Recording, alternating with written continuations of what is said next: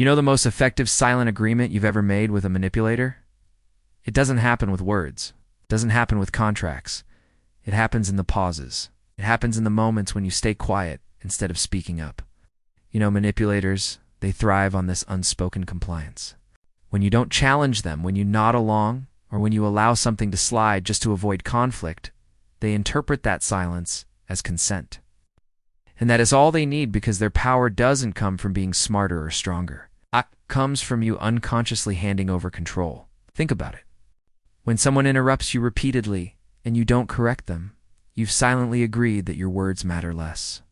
When they guilt trip you into saying yes, even though you wanted to say no, your hesitation becomes the agreement they were fishing for. They count on your fear of tension, your desire to keep peace, your wish to be seen as polite or agreeable. But behind that polite smile is the contract you never signed but are still bound to. That's why manipulators rarely demand things directly. They test, they push gently, and when you let it pass, the deal is sealed. The danger of this silent agreement is that it stacks. Each small compliance builds into a larger pattern. One ignored interruption becomes a habit.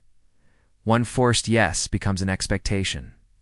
One tolerated lie becomes their license to deceive again. They create a framework of control where you are the one holding the pen, but they are the ones dictating the words.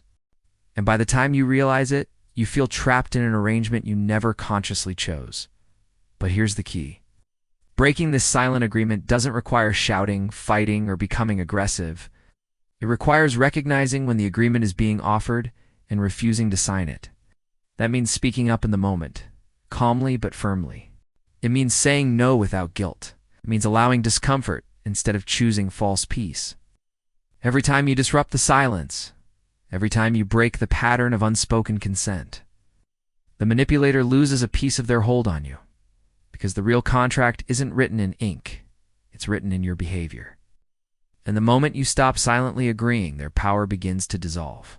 So the next time a manipulator tries to push their luck, don't just be aware of it, call it out. Don't just recognize the pattern, break it.